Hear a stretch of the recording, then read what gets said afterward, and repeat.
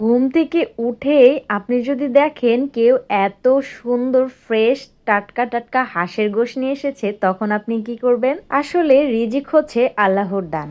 রিজিক কিন্তু আল্লাহ নির্ধারণ করে দেয় এবং কার রিজিকে কখন কি আছে এটা কিন্তু কেউ বলতে পারবে না। তেমন আমি রাতে কিন্তু প্রিপারেশন নিয়ে রেখেছিলাম এক জিনিস রান্না করার জন্য, বাট ঘুম থেকে উঠে দেখি এই ফ্রেশ তরতাজা হাঁসের গোশ নিয়ে এসেছে আমাদের মেজো ভাই। আমি কিন্তু জানতামই না যে আজকে আমাদের রিজিকে এত সুন্দর হাঁসের গোশ হবে। হাঁসের মাংস আমার খুবই প্রিয়। আমার শ্বশুরবাড়ির ফ্যামিলিতে হাঁসের গোশ খায় না এমন খুবই কম মানুষ, সবাই অনেক বেশি লাইক করে এবং হাঁসের গোশটা খুব মজা করে খায়। এত সুন্দর এবং এত প্রিয় একটা মাংস, সেটা আমি আমার শখের ঘরে রান্না না করলে কেমন হয়? তাই খুব আগ্রহ সহকারে আমার শখের ঘরে হাঁসের গোশ রান্না করার জন্য আমি একদম রেডি। হাঁসের মাংস এমন একটা জিনিস যেটা দেখলে সবারই কিন্তু জিভে জল চলে আসে, এতটা মজার এবং এতটা টেস্ট। তবে এই হাঁসের গোশটা কিন্তু সবাই ভালোভাবে রান্না করতে পারে না। আমরা কিন্তু হাঁসের গোশটা যেভাবে রান্না করি অনেকে হয়তো এভাবে রান্না করেই না। একটা সিক্রেট মশলা আছে, যেই মশলাটা যদি হাঁসের গোশের মধ্যে আমরা না দেই তাহলে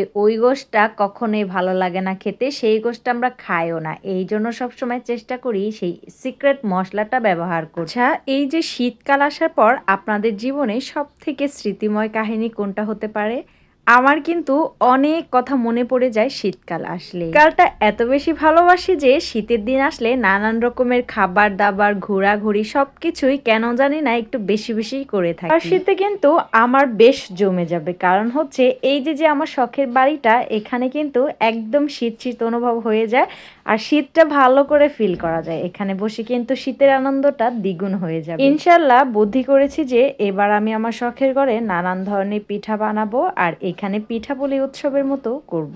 আমার শখের ঘরে থাকবে নানান বাহারিং পিঠা। কাল বেলায় কনকনে শীতের মধ্যে এখানে বসে খেজুরের গুড়ের দিয়ে পিঠা তৈরি করব এবং সেটা খাবো। কি যে মজা, ভাবলেই অবাক হয়ে যাচ্ছে। শীতের দিনে সব থেকে বেশি যেটা মিস করি সেটা হচ্ছে কাঁচা যে খেজুরের রসটা আসে না, সেই রসটা খুব মিস করি। সেই ছোটবেলা খেয়েছিলাম আর যে কবে খেয়েছি আমার একটু মনে নেই। আমাদের ফরিদপুর শহরের কিন্তু বিখ্যাত খেজুরের গুড় খুবই ট্রেন্ডিং, আর বিখ্যাত খেজুরের গুড় হচ্ছে একদম বিখ্যাত।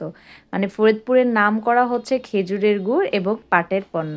এই দুটো জিনিসই কিন্তু ফরিদপুর। এই যে যে দেখতে পাচ্ছেন একদম টাটকা হাঁসের গোশ, আর আজকে এই হাঁসের গোশের সঙ্গে যদি গরম গরম ধোয়া ওঠা চিতই পিঠা হতো তাহলে কিন্তু আরো বেশি জমে যেত। আর এই হাঁসের গোশ রান্না করতে করতে মায়ের কথা মনে পড়ে গেল। বাবার বাড়িতে বেড়াতে গেলেই বাবা শুধু আমার জন্য হাঁস রান্না করে আর হচ্ছে গরম গরম চিতই পিঠা, যেটা খেতে অনেক বেশি মজা। সবাই মিলে একসঙ্গে রোদে বসে শীতের দিনে খুব উপভোগ করি এই দিনটা, এই খাবারগুলো। আমার তো এই সব ভালো লাগে এবং স্মৃতিচারণ করতেও অনেক বেশি ভালো লাগে। নর্মালি সবাই যেভাবে হাঁসের গোশটা রান্না করে ঠিক সেম ভাবে আমিও রান্না করছি। আমার রান্নার প্রসেসিংটা কিন্তু সেম সবার সঙ্গে মিলে যাবে। তবে এখানে একটা বিশেষ মশলা আমি ইউজ করছি, যেই মশলাটা হচ্ছে কেউ ইউজ করে থাকে আবার কেউ করে না। সেই বিশেষ মশলাটা দিলে কিন্তু খাবারের টেস্টটা দ্বিগুণ হয়ে যায়। তো এই হাঁসের গোশটা রান্না করলে অবশ্যই সেই বিশেষ মশলাটা আমি দিয়ে থাকি। রান্না করতে করতে আমার আরেকটা কথাও মনে পড়ে গেল। ছোটবেলা যে হাঁসের গিলা কলিজা পা এগুলো খাওয়ার জন্য না ছোট ভাইয়ের সঙ্গে রীতিমতো মারামারি লাগিয়ে দিতাম, এতটা পছন্দের আমার। অনেকেই আবার এগুলো খায় না, বাট আমার হচ্ছে এই যে যে হাঁসের গিলা কলিজা তারপরে হচ্ছে হাঁসের পা, এই খাবারগুলো সব থেকে বেশি ভালো লাগে।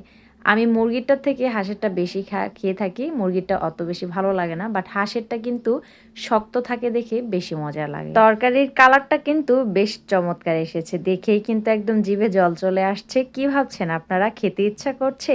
যদি এই হাঁসের গোশ খেতে চান অবশ্যই আমার বাসায় চলে আসুন। আমার শখের বাড়িতে বেড়াতে আসলে অবশ্যই কিছু না কিছু খেয়ে যেতে পারবে। যখনই যেটা রান্না করি একদম ভালোবাসার সঙ্গেই রান্না করি, রান্নাটা যাতে বেশি স্পেশাল হয় আর এই স্পেশাল মানুষগুলো খেয়ে অনেক হ্যাপি থাকে। আর একটা কথা বলতে তো ভুলেই গিয়েছি, এই যে যে কড়াইটা দেখছেন এটাও কিন্তু আমার গিফটের কড়াই। আমি শখের ঘরের জন্য একজনের থেকে এই কড়াইটা গিফট পেয়েছি, যার কারণে এই কড়াইতেই আমি সবসময় শখের ঘরে রান্না করে থাকি। যখন অনেক রান্না বান্না থাকে তখন কিন্তু বড় কড়াই ছাড়া কিন্তু রান্না করা যায় না। যখন অল্প রান্না থাকে তখন আমি রান্না করে থাকি আমার ছোট্ট মাটির হাঁড়িতে।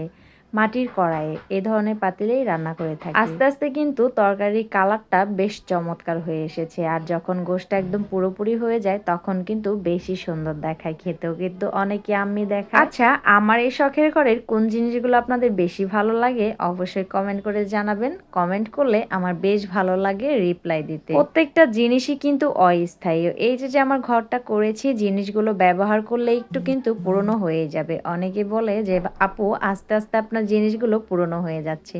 অবশ্যই সবকিছুই তো পুরনো হয়ে যায়, কোনো কিছু কি স্থায়ী তো থাকে? একটা যাবে আর একটা আসবে, এটাই হচ্ছে নিয়ম, আর এটাই হয়ে আসছে সারা জীবন। এবার ভেবেছি মেয়ের পরীক্ষা শেষ হতে না হতেই শীতের পিঠা খেতে চলে যাব বাবার বাড়িতে। সেখানে গিয়ে শীতের পিঠা এবং শীতের আমেজগুলো বেশ উপভোগ করে আসব।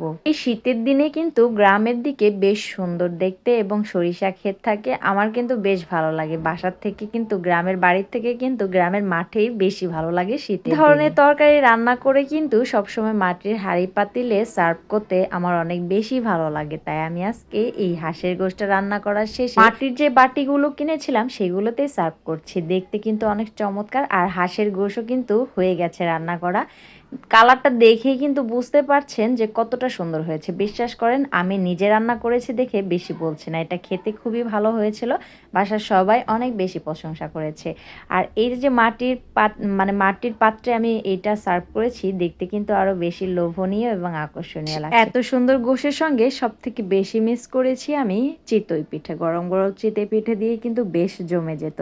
যাই হোক, আজকের এই ভিডিওটা কেমন লাগলো অবশ্যই লাইক কমেন্ট করে জানাবেন। ভালো লাগলে পেজে ফলো দিয়ে সাথেই থাকবেন। ধন্যবাদ।